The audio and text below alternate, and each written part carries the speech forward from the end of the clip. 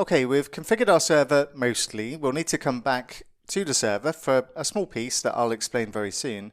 But now we're going to configure this on our client. So what we'll do inside our client app, we know what shape of data we're going to get back for our comments. So inside the source, inside the models folder, we'll create a new file and just call it comment.ts. And I'm going to export interface.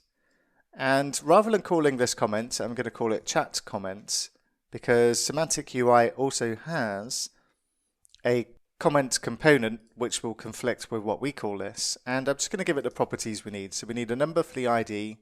We've got the created at, which is a type of date. We've got the body, which is a string. We have the username, again a string. We have the display name, which is a string, and then we have the image, also a string. And then what we'll do is we'll create a MobX store specifically for our comments. So inside the stores, we'll create a new file, and we'll just call it comment.store.ts. And inside here, what we're going to do is say export default class, and we're going to call it comment store. And we're going to have our comments, we'll store those in here, and we'll make them a type of chat comment array, and we'll just initialize an empty array inside here. And what we also need is a SignalR hub connection. But in order to use that, we're going to need to install SignalR. So what we'll do is we'll go across to our tab that we're using for client-side things, and we'll cd into the client app. And what we want to do is say npm install, and we're going to say at Microsoft/SignalR. And because this is a package that we get from Microsoft, of course, this is going to be written in TypeScript because they created TypeScript. And this should install successfully. And what we want to do here, we want to add another property in our store, and we're going to call it hub connection. And this is going to be a type of hub connection we get from SignalR, or it's going to be null, and we're going to give it an initial value of null. And then we'll add a constructor inside our MobX class, and we're going to make use of the make auto observable and just pass in lists. So both our comments and our hub connection are going to be marked as observables. Now we want to make a method that's going to allow us to create a hub connection, so we'll call this method create hub connection. And what we're going to do when we connect to this hub, we're going to pass our activity ID in for the activity that we've selected and we're connected to. Now, to avoid any timing issues when we try to create our hub connection and a user's loading up the activity, then we're actually going to pass this activity ID as a string directly to this method when we connect to this. So we're going to pass this in as a string. And what we'll do is we'll check to make sure that we have a selected activity in our store, our activity store, before we attempt to make the connection. So what we'll do is we'll say store and activity store dot selected activity. And we could just check to see if we have an activity ID. It's going to do exactly the same thing here. But anyway, I'm choosing this way of doing so. And we'll say this.hubConnection equals new hub connection builder. And then we're going to specify with URL. And this is going to be our chat endpoint. So what we'll do, for the time being, we'll just use a hard-coded string to do this. We'll say HTTP localhost 5000 as the port number. And then we'll say /chat, and then we're going to build our query string, and we're going to pass our activity ID as the key. And please be careful with spelling here because we're using a string as the key, and this needs to match what we're expecting on the server. And then we'll say plus, and we'll concatenate the activity ID onto our query string. And then we add a comma and open some curly brackets. And this is where we pass our token.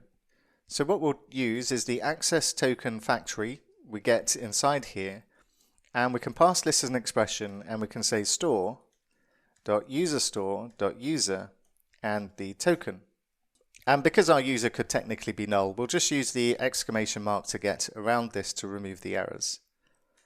And underneath the with URL, we'll chain on the with automatic reconnect, which will attempt to reconnect our client to the chat hub if for whatever reason they lose their connection. We'll also configure logging, and we'll give it a log level of information so we can see what's going on as we connect, and then we'll specify build. And this is going to create our connection. But what we also want to do is start our connection. So what we can do is say list.hubconnection.start, and what we'll do is list returns a promise, so we'll catch any errors inside here, and if we do get an error when we try and start our connection, we'll just add a console.log, and we'll just say error establishing the connection, and we'll just add a colon, and we'll just pass in the error so we can take a look at what went wrong, if anything went wrong. And when we create our connection to our hub, then we're going to want to receive all of the comments for that activity that they've connected to. So what we can do to achieve that is say this hub connection on, and then we can specify load comments. And importantly, this method name needs to match exactly what we've called this in SignalR. And if we open up the chat hub, just to refresh ourselves of what we called this, then when we connect, we're going to want to receive what comes back from SignalR in the terms of our comments for this activity. So this needs to match exactly what we've called this inside the hub. So load comments, in other words. And then what we get back from this is a list of comments. And let's just hover over this to make sure we've got the correct typing information, and we do not. So what we'll do is we'll just surround this in parentheses, and we'll say chat comments and array, so that we have the correct type information here. And then we're going to update our observable inside our store. Now, because we're updating an observable, we need to use run in action. And what we can say is list.comments equals comments. And we also want to add another method inside here for when we receive a comment. So we'll also say this.hubconnection.on, and we'll say receive comment, and we'll pass in the comments. And again, we're going to need to specify the type information here, because again, this is not going to know what type we're getting back, so we'll specify chat comment here as well. And then what we can do is say run in action, and we can say this.comments.push, and we can just add our new comment. And we need another method to be able to stop the hub connection, so we'll say stop hub connection, which takes no parameters, and we'll say this.hubconnection.stop, and we'll catch any errors that occur during this, and we'll just say console.log error stopping connection, add a colon, and then just pass in the error. And what we also want to be able to do is clear the comments when a user does disconnect from the activity that they're looking at. So what we'll also do is we'll add another helper method inside here called clear comments. And this will take no parameters, but what we'll do is we'll just reset our comments back to an empty array. And inside here, we'll also just say list.stop hub connection, so that inside our activity details, we only need to call this method as a cleanup method when we move away from that activity. Now, because we've created a new store, we need to add this to our store.ts. So we'll go there next, and we'll add our comment store. And we'll call it comment store, or use that as its type. And then, just as we've done before, we'll add comment store and say new comment store. And with this in place, we're ready to go and configure our activity chat component, and we'll take a look at that next.